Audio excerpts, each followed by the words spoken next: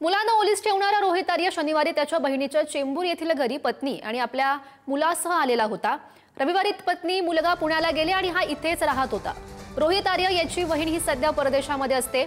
तो जेव्हा मुंबईमध्ये येतो तेव्हा तो याच घरी राहत असतो अशी माहिती मिळते आहे आणि आज पवईसाठी देखील तो चेंबूर येथील त्याच्या याच घरातून गेला।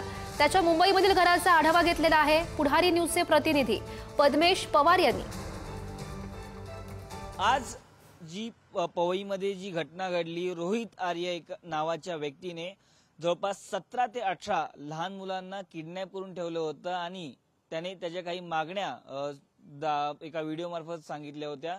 त्या रोहित आर्यचा आज पोलिसांनी एन्काउंटर करून त्याचा मृत्यू झालेला आहे। सध्या आपण त्याच्या मुंबईतील मुंबईत असताना तो राहत्या घरी म्हणजे चेंबूर येथील अन्नपूर्णा सोसायटीच्या बाहेर आपण सध्या आहोत आणि आपण जर पाहिलं तर हे जे घर म्हणजे इकडे जो राहत होता ते प्रीती घारे म्हणजे त्याच्या सख्या बहिणीचं आहे। सध्या आपण पाहिलं त्याची बहीण ही परदेशात असते। जेव्हा जेव्हा तो मुंबईत येतो तेव्हा तो याच घरी याच अन्नपूर्णा सोसायटीमध्ये 9व्या माळ्यावरती तो राहत असल्याची आपल्याला माहिती आहे।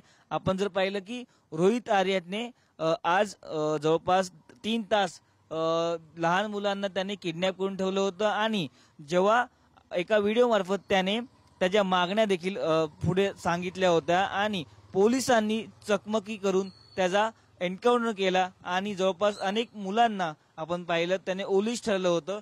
जेव्हा घटना करण्याच्या आधी तो सकाळी इकडूनच निघाला होता। त्याचं राहतं घर हे पुण्यातलं आहे आणि आपण पाहिलं तर सध्या त्याच्या मुंबईतील घरी म्हणजे बहिणीच्या घरी सध्या कोण नाहीये आणि पोलिसांच्या आपण पाहिलं की अनेक तुकड्या देखील इथे वरती येऊन चेकिंग तपास करून गेल्या होत्या।